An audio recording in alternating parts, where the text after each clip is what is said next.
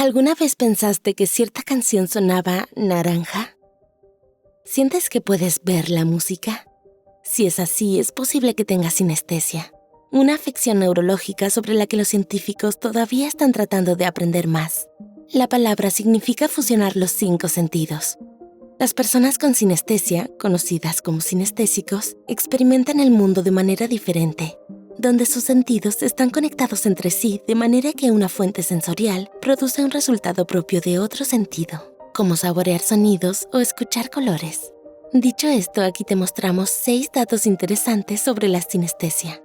Número 1. La mayoría nace con ella y se da en familias.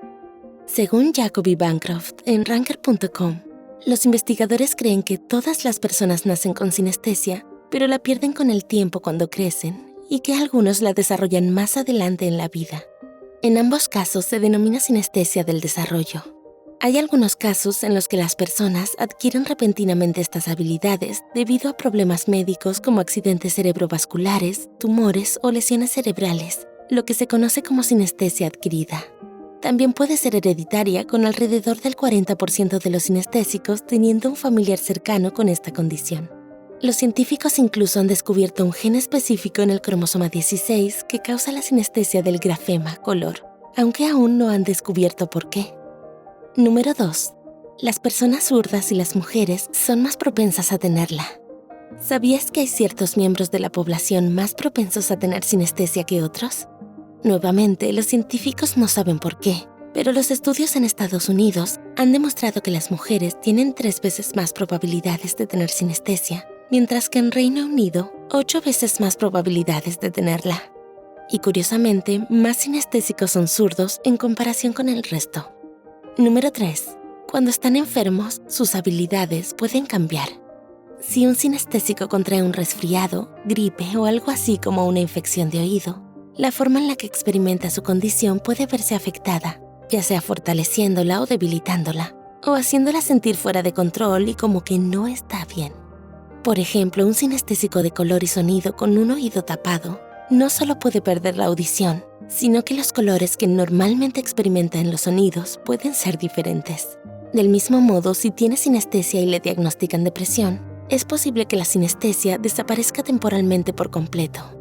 Número 4. Hay más de 80 tipos diferentes. Tus sentidos pueden vincularse entre sí con otras cosas como la personalidad en una gran combinación de formas. Si bien la mayoría de las personas con la afección solo tienen 2 sentidos vinculados, como la vista y el oído, algunas pueden tener 3 o más sentidos vinculados entre sí.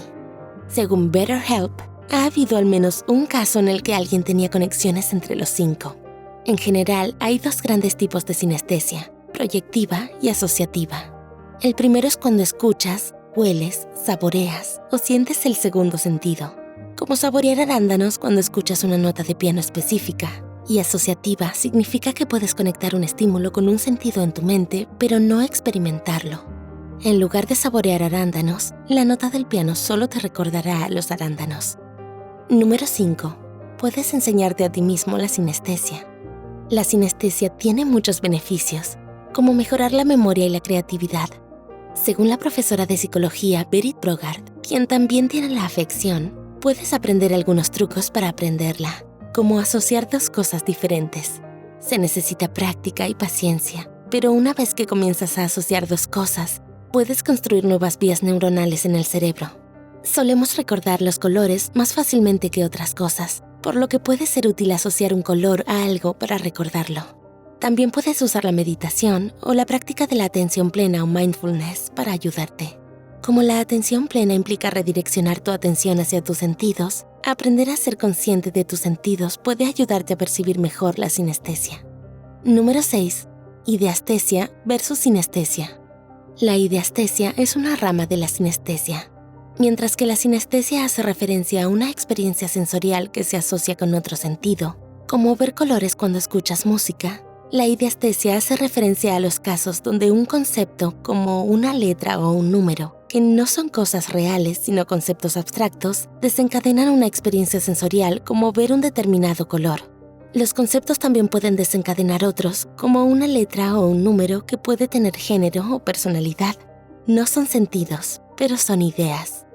¿Crees que tienes sinestesia? Déjanoslo saber en los comentarios. Si este video te resultó útil, asegúrate de darle like, suscribirte y compartirlo con quienes puedan beneficiarse de él. Y no olvides activar la campanita para recibir una notificación cada vez que Psych2Go publique un nuevo video. Las referencias y estudios utilizados en este video se agregan en la descripción. Como siempre, gracias por vernos.